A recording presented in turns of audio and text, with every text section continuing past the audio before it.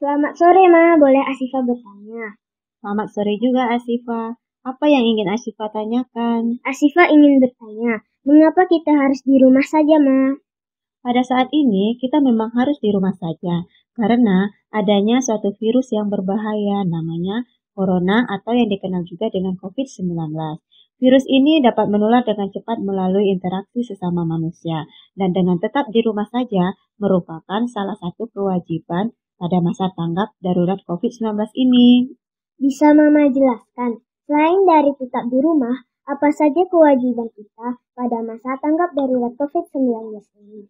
Baiklah, Mama akan mencoba menjelaskannya. Kewajiban kita pada masa tanggap darurat COVID-19 ini, seperti yang sudah Mama jelaskan tadi, yang pertama untuk tetap di rumah saja. Kemudian, sering-sering mencuci tangan dengan sabun pada air yang mengalir. Dan selalu memakai masker apabila keluar rumah. Menjaga jarak atau yang disebut juga dengan physical distancing. Dan tak kalah pentingnya, yaitu kita tidak boleh untuk mudik dulu. Jadi, semua orang harus melakukannya ya, Ma?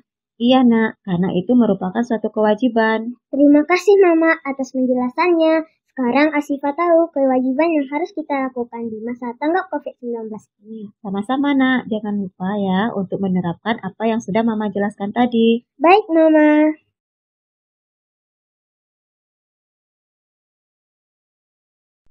Pak, sekarang kan lagi darurat COVID-19. Bagaimana tanggapan Bapak tentang kewajiban kita bersolat Jumat berjamaah?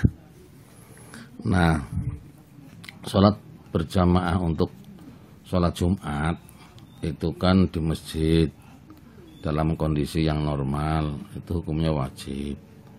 Namun demikian, sholat Jumat itu bisa digantikan dengan sholat duhur, baik berjamaah maupun perorangan. Anjuran pemerintah juga Menteri Agama itu membolehkan untuk diganti dengan sholat duhur secara berjamaah di rumah kita masing-masing. Nah, itu juga diperbolehkan oleh perintah agama. Artinya menurut Menteri Agama, para ulama itu diperbolehkan karena darurat. Seandainya kita melakukannya tetap sholat Jumat berjamaah di masjid, itu dikhawatirkan ada penularan karena jaraknya tetap rapat untuk nyusun shaf. Nah, tentu bersinggungan, berdekatan, itu dikhawatirkan ada penularan wabah COVID-19.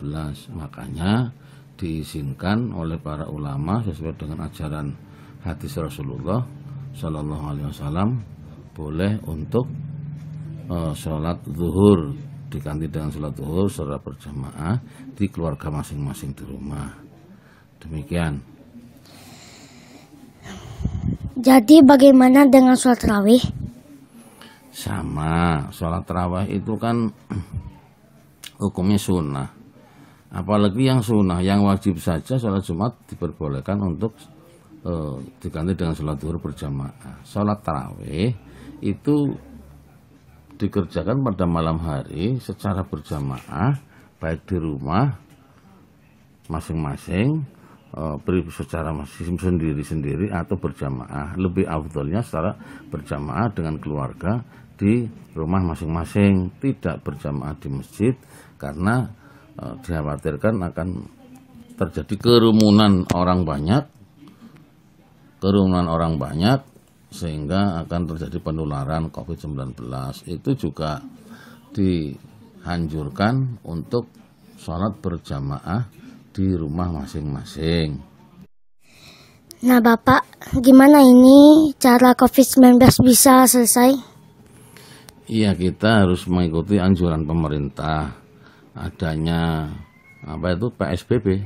Ya. PSBB itu kan pembatasan sosial berskala besar. Artinya semuanya secara serempak, masing-masing individu, masing-masing keluarga itu harus mengikuti anjuran pemerintah. Di antaranya itu setiap kali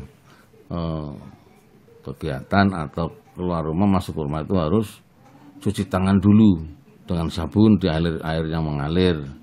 Kemudian sudah itu pakaian-pakaian yang kita pakai dari luar itu segera dicopot semua, dimasukkan ke mesin cuci misalnya. Nah, kemudian kalau kita keluar rumah itu pakai masker supaya tidak terjadi penularan dari orang lain. Nah, itu. Lalu kita tidak usah berkumpul-kumpul dengan orang-orang, misalnya ada buka bersama itu nggak usah, ada ulang tahun dengan kawan-kawan itu nggak usah. Seperti kemarin kan Mbak Is kan ulang tahun, itu juga cukup dengan beli roti dimakan bersama keluarga di rumah saja. Nah, itu. Kemudian tidak boleh kita tidak boleh kita mendatangi orang lain untuk beramai-ramai berkumpul, baik yang dibicarakan itu penting atau tidak penting, kan ada HP, bisa dengan HP gitu. Jadi hindari kerumunan, kemudian selalu cuci tangan pakai sabun yang air yang mengalir, lalu kita selalu pakai masker jika keluar rumah. Dan kita dalam bulan puasa itu banyak-banyak ibadah aja di rumah, ngaji yang kita laksanakan itu habis sholat duhur, sholat asar, ngaji, sholat maghrib ngaji udah, terus taraweh, habis sholat isya taraweh udah. Nah, nanti kalau ada mengikuti ceramah-ceramah di TV itu sudah kita ikuti itu semuanya, itu anjuran pemerintah. Semuanya berdoa supaya juga cepat selesai corona ini. Tanpa doa juga kita juga belum tentu akan dikabulkan permohonan kita, keinginan kita. Corona ini juga diizinkan oleh Allah, makanya ada di dunia ini. Kalau Allah nggak mengizinkan ya nggak ada corona. Nah, itu supaya cepat selesai, mohon dengan Allah habis sholat itu kita mohon pada Allah supaya dikabulkan cepat selesai. Itu maksudnya. Nah, demikian. Demikian wawancara saya tutup dengan Assalamualaikum warahmatullahi wabarakatuh.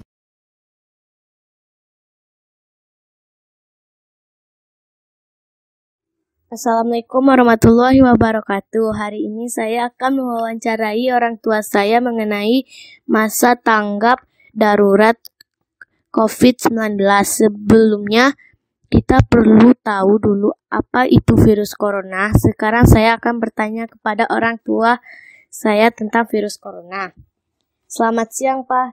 Lizi mau bertanya, apa itu virus corona? Selamat siang. Virus corona itu ialah suatu kelompok virus yang dapat menyebabkan penyakit pada hewan ataupun manusia.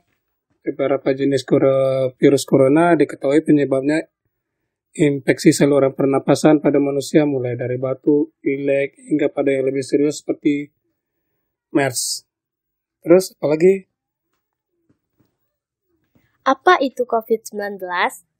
COVID-19 adalah penyakit menular yang disebabkan oleh sejenis virus corona yang baru ditemukan. Ini merupakan virus baru dan penyakitnya yang sebelumnya tidak dikenal. Sebelumnya terjadi wabah di Wuhan, Tiongkok.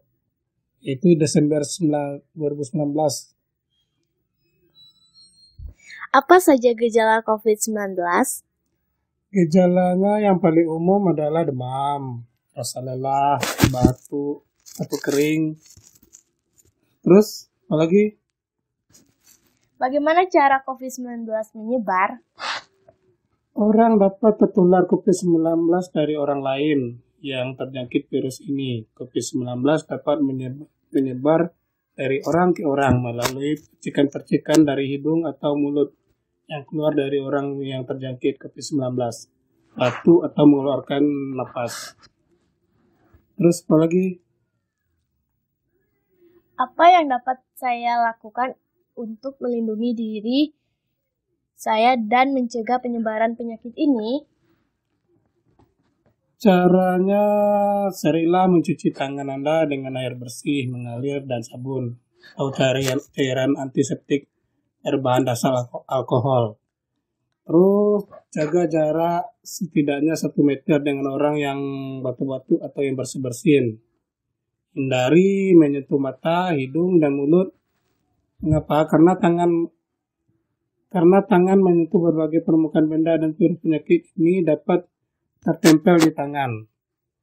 Terus pastikan Anda dengan orang yang di sekitar Anda mengikuti etika batuk dan bersin dengan cara menutup mulut dan hidung dengan siku terlipat atau tisu saat batuk dan bersin. Terus tetaplah tinggal di rumah saja jika merasa kurang sehat atau demam, batuk, dan kesulitan bernapas, segeralah cari pemberitahuan kondisi Anda terlebih dulu. Itu dengan ke dokter. Gitu aja. Tetap like. Itu aja. Teman-teman. Sekian wawancara saya hari ini. Saya tutupi dengan wabillahi taufiq wal hidayah. Assalamualaikum warahmatullahi wabarakatuh.